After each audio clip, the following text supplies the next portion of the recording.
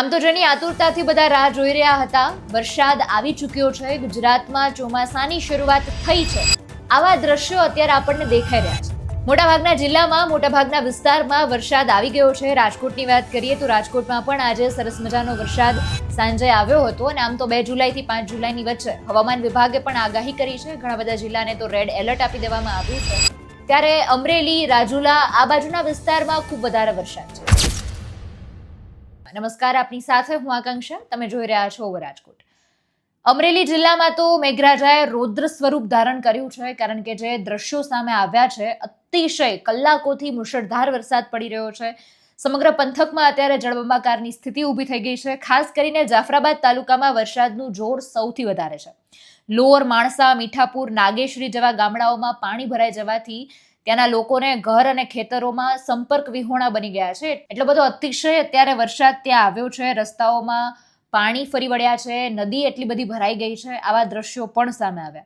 આ આફત વચ્ચે રાજુલા તાલુકાના ચોત્રા ગામમાં તો એક હૃદયદ્રાવક ઘટના બની, કારણ કે ગામની નજીકથી પસાર થતી રાયડી નદીમાં પ્રવાહ વધી ગયો. નદીમાં અચાનક આવેલા ઘોડાપૂરના કારણે ખેતરોમાં પાણી ફરી વળ્યા.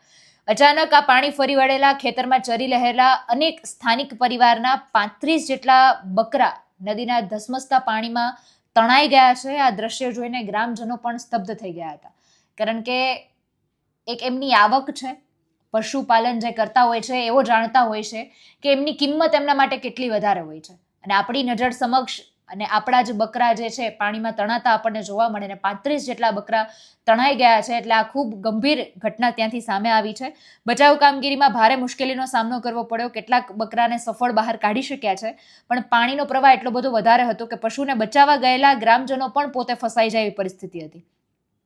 વેણમાં તણાઈ રહેલા લોકોને જોઈને પણ અન્ય લોકોમાં ફફડાટ ઉભો થઈ ગયો, અને અંતે મહામુસીબતે જહેમત બાદ એ લોકોને સુરક્ષિત બહાર કાઢવામાં આવ્યા. સૌથી દુઃખદ ઘટના એક બીજી એ સામે આવી કે ગંભીર સ્થિતિ સર્જાય અને 2 કલાકથી વધુ સમય વીતી ગયો છે. હજુ સુધી વહીવટીતંત્રની ટીમ કે રેસ્ક્યુ ટીમ ઘટના સ્થળે નથી પહોંચી. સ્થાનિકોએ જણાવ્યું કે સરકારની મદદના અભાવે તેઓ સ્વયં જ બચાવ કામગીરીમાં હાથે લાગી ગયા હતા. અનેક ગામો અત્યારે સંપર્ક વિહોણા બની ગયા છે. વીજ પુરવઠો ખોરવાઈ ગયો છે. ખેતરોમાં પાણી ફરી વળ્યા તો એ પાકોને કેટલું નુકસાન થશે. અત્યારે બહુ બધી હાલાકીનો સામનો કરી રહ્યા છે વિસ્તારના અત્યારે લોકો. અત્યારે ગ્રામજનોમાં ખૂબ ભારે રોષ પણ છે, કારણ કે સતત વરસાદ આવ્યો પણ રેસ્ક્યુ ટીમ હજુ નથી પહોંચી, તંત્ર ત્યાં નથી પહોંચ્યું અને લોકોની મદદે નથી ગયા. કારણ કે ઘણા બધા જિલ્લાઓને રેડ એલર્ટ પણ આપી દેવામાં આવ્યું છે. ખાસ માછીમારોને દરિયો ન ખેડવા માટેનું સૂચના પણ આપી દેવામાં આવી છે, કારણ કે દરિયો પણ તોફાની બની શકે તેમ છે. બીજી બાજુ એક મહત્વના સમાચાર એ પણ છે કે અલ નીનો હજુ પણ મજબૂત બની રહ્યું છે. એટલે અત્યારે આપણને વરસાદ આવ્યો, વરસાદ આવતા અત્યારે અતિશય ઉકળાટ થતો હતો, બફારો હતો, ગરમી હતી, તેમાં રાહત મળી, ઠંડક પ્રસરી ગઈ છે. પણ જોતા પ્રમાણમાં વરસાદ નહીં પડે તો તેની ખૂબ વધારે મુશ્કેલીનો સામનો ન માત્ર ખેડૂત પણ છેવાડાના માણસ સુધી એ થવાનો છે. કારણ કે ભારત દેશ ખેતી પ્રધાન દેશ છે. ખેતી પર જીવતા આપણે લોકો છીએ. જો ખેતીને નુકસાની થશે, ખેતીના પાકના ભાવ વધારો થશે, સીધી જ મોંઘવારી જોવા મળશે, અને મોંઘવારીની સીધી અસર લોકોના ખિસ્સા ઉપર થવાની છે.